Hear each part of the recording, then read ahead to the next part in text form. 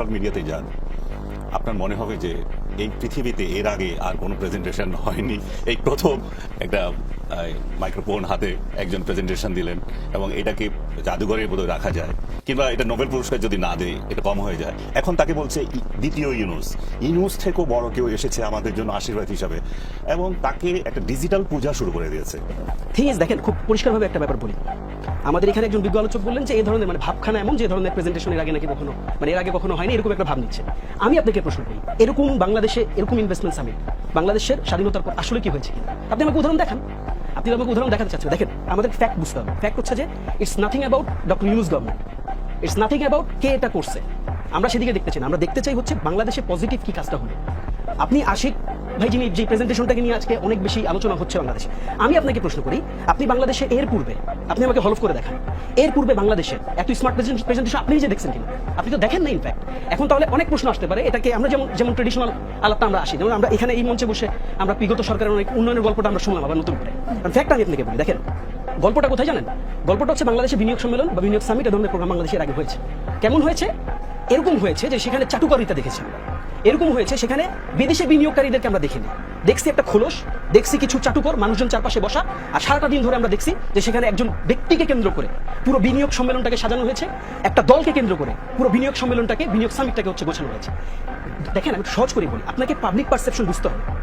ধরেন আমি যদি এখন বলি, যারা যারা প্রশংসা করছে তারা কার, আপনি নিজে আইডিগুলোতে ঢুকে দেখেন, যেই জেনজিরা পরিবর্তন চেয়েছিল, আমি বলি মাঝে মাঝে যে আদমজি ক্যান্টের যে ছেলেটা, রাজুকুত্তরা যে ছেলেটা, ইডেন কলেজের যে মেয়েটা রাস্তায় দাঁড়িয়ে হচ্ছে পরিবর্তনের কথা বলেছিল, তারা আজকে আশিকদের প্রশংসা করছে, তারা আজকে বিনিয়োগ সম্মেলনের প্রশংসা করছে। এখন সেই প্রশংসায় যদি আপনি আপনার উদারতা না দেখান, সেই প্রশংসায় যদি আপনি আপনার সংকীর্ণতা দেখান, এটা আপনার সংকীর্ণতা, এটা আপনার ক্ষীণ দৃষ্টিভঙ্গি, সেই জায়গাটা আসলে আমার কিছু করার নেই। বা আপনার যদি গাত্র দেওয়া হয় বা আপনার যদি কষ্ট লাগে, ইটস কমপ্লিটলি অন ইউ।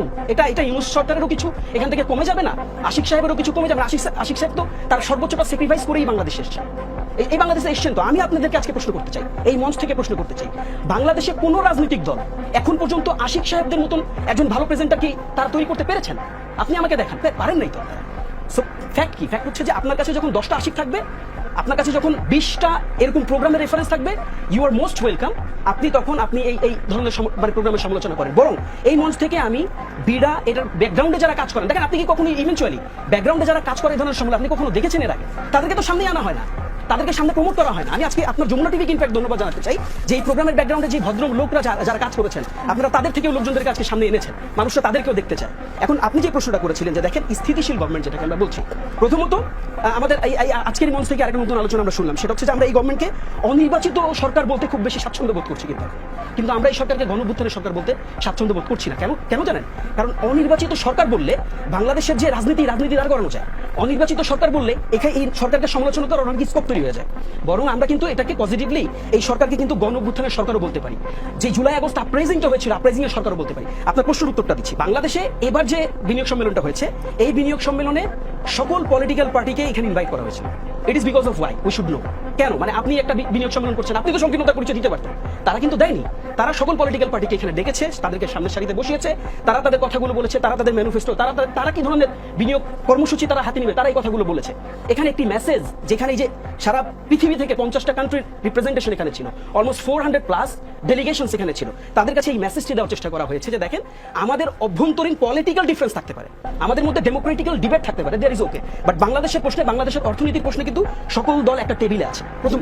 দ্বিতীয়ত হচ্ছে তিনি যে কথাটা বলেছেন, দেখেন স্থিতিশীল গভর্নমেন্ট অর্থাৎ নির্বাচিত গভর্নমেন্ট যদি আমি ধরে নেই, নির্বাচিত গভর্নমেন্টের ক্ষেত্রে যে কোনো দেশি বিনিয়োগের ক্ষেত্রে তারা স্বাচ্ছন্দ্য বোধ করে, এই জায়গাটাতে আসলে আমাদের কোনো দ্বিমত নেই, আমরা বারবার বলেছি। দেখেন এখন পর্যন্ত কি ডক্টর মোহাম্মদ ইউনূস তার কি মত চেঞ্জ করেছেন? তিনি কি বলেছেন যে না আমি ইলেকশনের সাথে পর্যন্ত নিয়ে যাবো? তিনি তো তার মতে এখন পর্যন্ত অক্ষুণ্ণ আছেন। তিনি তো বলেছেন যে এন্ড অফ দিস ইয়ার অথবা নেক্সট ইয়ারের মিড অফ দিস 26 আমরা ইলেকশনের দিকে চলে যাবো। কাজেই আমাদের কাছে বারবার যেটা মনে হয়, দেখেন আপনি সত্যটাকে সত্য বলেন, এতে খুব বেশি ক্ষতিগ্রস্ত আপনি হবেন না। আপনি আশিককে আশিক বলেন না ভাই, সমস্যা নাই তো। তিনি যদি ভালো কিছু করে তো আপনার লাল সবুজের মানচিত্রকে এখানে তিনি করছেন।